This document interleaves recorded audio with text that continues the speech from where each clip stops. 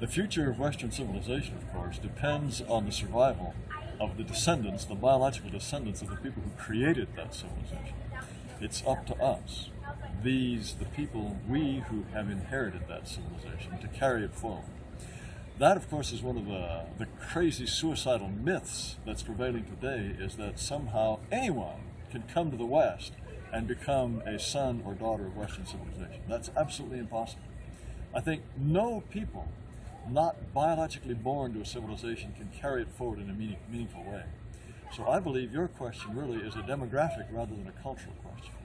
Will Western humans survive in cultures that belong to them, where they are majority and where they leave their indelible mark on their civilization? That's the question.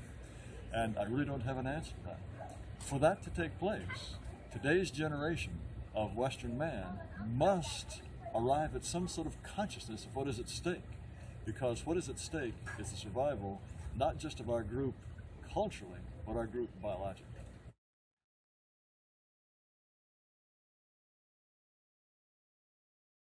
The short-term solution in all of the Western countries is to stop immigration right now. That is really the biggest problem.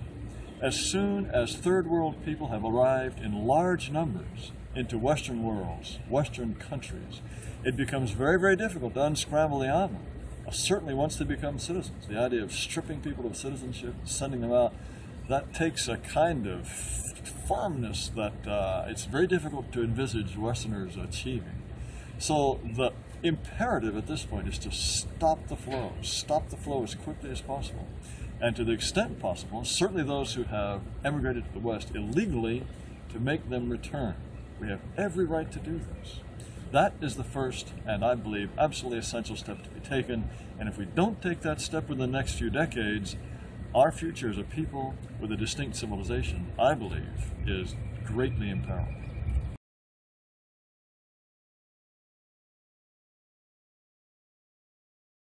Long term, I believe that an enlightened European people would begin to think in terms of improving itself genetically.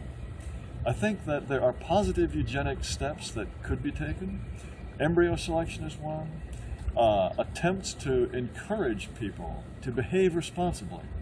I think in the present day, eugenics has a terrible, terrible reputation. But I believe that if eugenics had a good reputation, if people were taught the importance of genetic heritage, the responsibilities the more capable have, and the responsibilities to reproduce in smaller numbers of the least capable. I think that if this were an important part of our education, people would voluntarily do eugenic things. I think that's not at all out of the question.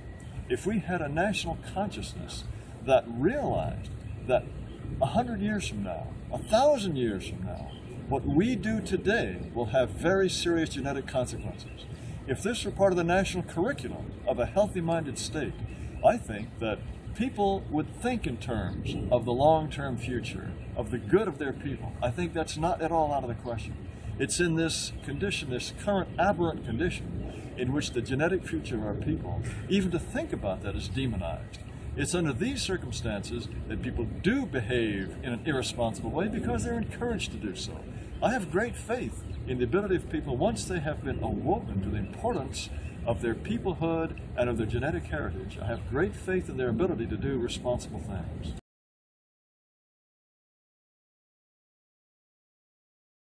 Unfortunately, and this is what makes our struggle so difficult and so poignant, we are our own enemy.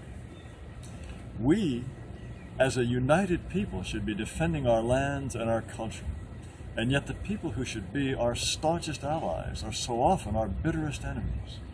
When an American Renaissance conference has difficulties, it's not because organized Hispanics or blacks or Asians are trying to shut us up. It's other whites, middle-class white people.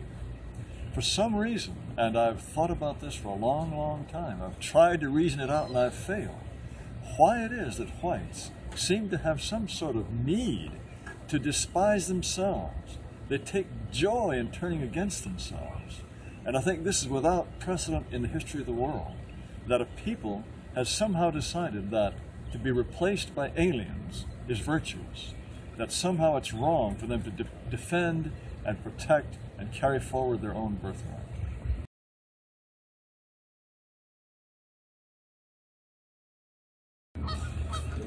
It's within the next few decades or never for our people.